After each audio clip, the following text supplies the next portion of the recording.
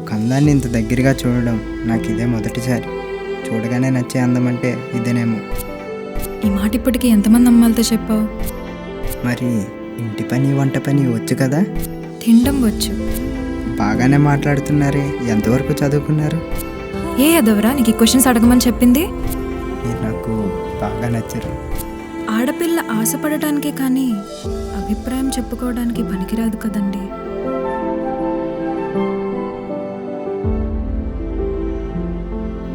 ఈ మ్యాటర్ ముందే తెలిస్తే ఇద్దరు కూర్చొని మందేసేవాళ్ళం కదా.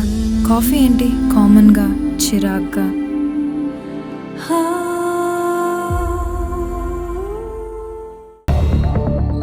రే బంగినపల్లి మామిడి పండుని చూడరా.